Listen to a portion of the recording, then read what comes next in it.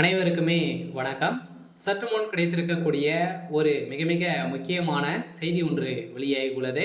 சற்று முன் செந்தில் பாலாஜியை அடித்து இழுத்துச் சென்ற டெல்லி போலீஸ். இது மாதிரி பார்த்தீங்கன்னா செய்திகள் வெளியா இருக்கு.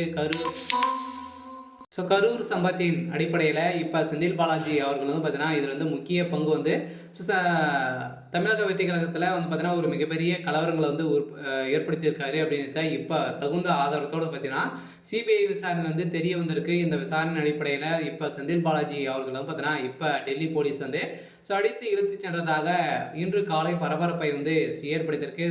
செந்தில் பாலாஜியுடைய கதை ஒட்டுமொத்தமாக முடிய போகுது. அனைவருக்குமே தெரியும் செந்தில் பாலாஜி அவர்கள் பார்த்தீங்கன்னா வருகின்ற சட்டமன்ற தேர்தலுக்காக அதுக்குள்ளே ஏதாச்சும் அமைச்சராக நம்ம பொறுப்பேற்க வேண்டும் அப்படின்ற மாதிரி திமுகவுக்கு பார்த்தீங்கன்னா ஒரு மிகப்பெரிய விசுவாசத்தை காட்டியிருந்தாலுமே இப்போ வசமாக சிக்கி கொண்டு இருக்காரு. பார்த்தீங்கன்னா எவ்வளோ விசுவாசங்கள் காட்டினாலும் பார்த்தீங்கன்னா திமுக அமைச்சராக இருந்தால் மட்டுமே தான் பார்த்தீங்கன்னா இப்போ வருகின்ற சட்டமன்ற தேர்தலில் போட்டியிட முடியும் அப்படின்ற மாதிரி தேர்தல் ஆணையம் அதிரடியாக பார்த்தீங்கன்னா ஒரு அறிவிப்பு வெளியிட்டிருக்கு. இந்த அறிவிப்பின் அடிப்படையில் செந்தில் பாலாஜிக்கு ஒரு மிகப்பெரிய சிக்கல் வந்திருக்கு. இருந்தாலுமே இந்த சிக்கலின் அடிப்படையில் செந்தில் பாலாஜி செய்தது ஒரு மிகப்பெரிய பாவ செயல். இந்த பாவத்தை மன்னிக்கவே முடியாது அப்படின்ற மாதிரி நீதிமன்றம் போட்ட தீர்ப்பின் அடிப்படையில் இப்போ செந்தில் பாலாஜியுடைய கதை ஒட்டுமொத்தமாக முடிந்திருக்கு. இப்போ டெல்லிக்கு தூக்கியிருக்காங்க. சில டெல்லியில் விசாரணை நடந்துட்டு இருக்கு. சில பார்த்தீங்கன்னா ஏற்கனவே ஒரு மிகப்பெரிய பிரச்சனைகள் அவர் இருக்கா இல்லையா.